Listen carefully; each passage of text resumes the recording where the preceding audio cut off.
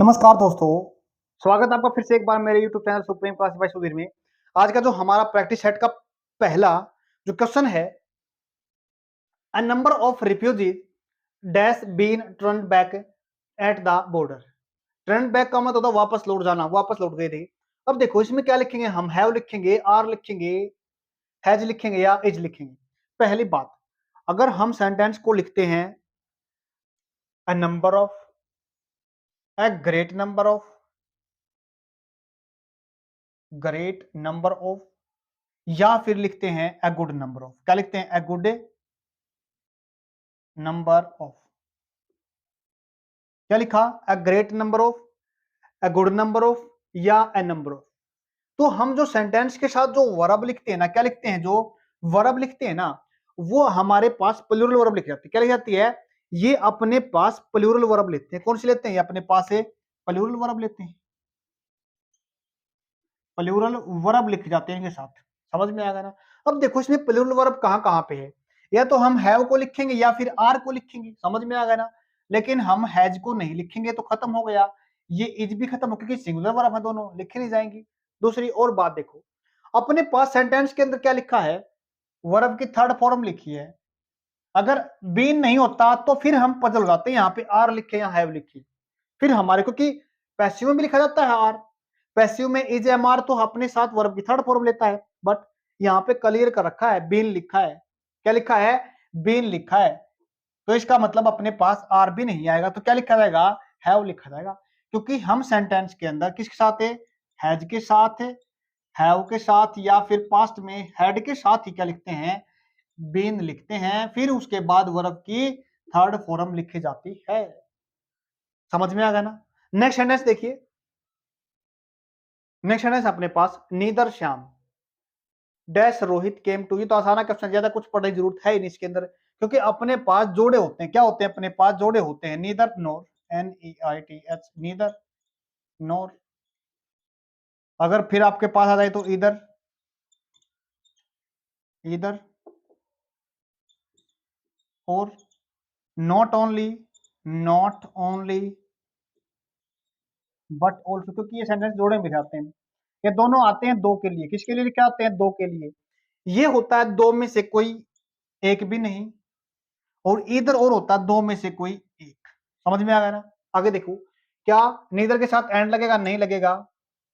ये आता है बोथ के साथ। किस साथ लिखा जाता है? ये बोथ के साथ लिखा जाता है, बोथ। ठीक है ना? बट जब दो चीजें एक दूसरे किस में होती हैं? अपोजिट में होती है, यानी विपरीत में होती हैं। क्या होती हैं? विपरीत में होती हैं, तब लिखा जाता है बट। ये अपने पास इधर, और ये रहा इधर का, और नीदर नो। तो सही आंसर क्या बनाएगा अपने पास है? Neither no. सही आंसर बना अपने पास। नेक्स्ट क्वेश्चन देखिए। सेंटेंस को देखो बड़े ध्यान से। The art of cooking dash in ancient time. Sentence को पढ़ा हमने। सेंटेंस में क्या दे रखा है? एंशिएंट टाइम, जो टाइम अब नहीं है। जो टाइम अब है ही नहीं, तो उसके बारे में इज तो लिख ही नहीं सकते, क्योंकि प्रेजेंट टाइम को दिखाता है। उसके बाद विल कैसे लिख पाएंगे? क्योंकि आने वाले टाइम के बारे में बताता है। अब अपने पास दो ऑप्शन बचे हैं पास्ट टाइम को दिखाने वाले। समझ में आ गया ना? उसके बाद देखो, एक तो सीधा परफेक्टेड लिख रखा है, और एक लिख रखा है वॉज परफेक्टेड। अब समझने की बात है, जब भी हम कोई चीज लिखते हैं ना, किसी इंसान को छोड़कर, क्या बोला? किसी इंसान को छोड़ के कोई चीज लिखी जाती है, कोई काम उसके द्वारा होता है ना, तो उसको हम कौन सी लैंग्वेज के अंदर लिखते हैं? दो होती है अपने पास। एक होती है एक्टिव वॉइस यानी पैसिव लैंग्वेज, और एक होती है अपने पास एक्टिव लैंग्वेज। एक्टिव लैंग्वेज, समझ में आ गया ना? सेंटेंस एज इट इज दे रखा है। कौन से में दे रखा है? पैसिव लैंग्वेज में दे रखा है। तो क्या बनेगा? The art of cooking was perfected in ancient time. Perfect सिर्फ ये ही नहीं आएगा अपने पास, क्योंकि अपने पास सेंटेंस एक्टिव में नहीं है, पैसिव के अंदर है। नेक्स्ट सेंटेंस देखिए।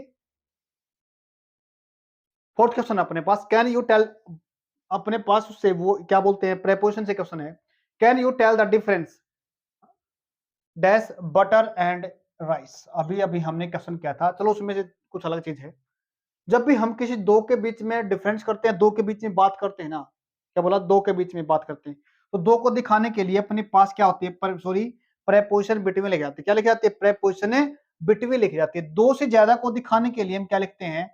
दो से ज्यादा को दिखाने के लिए ज्यादा के लिए क्या लिखते हैं हम अमंग लिखते हैं, बट दो को दिखाने के लिए क्या लिखते हैं बिटवीन लिखते हैं, ठीक है ना, समझ में आ गया। तो क्या होगा, can you tell the difference between butter and rice, समझ में आ, सही आंसर क्या बना इसका, ए बना। लास्ट क्वेश्चन देखिए आज का लास्ट क्वेश्चन अपने पास क्या है, did the child dash from the chair. Fall का मत देखो यहाँ पे फॉल दे रखी है अपने पास, फॉल का मतलब होता है गिरना, क्या फॉल का मतलब होता है गिरना, किससे गिर गया, बालक था बेचारा गिर गया, किससे, चेयर से गिर गया।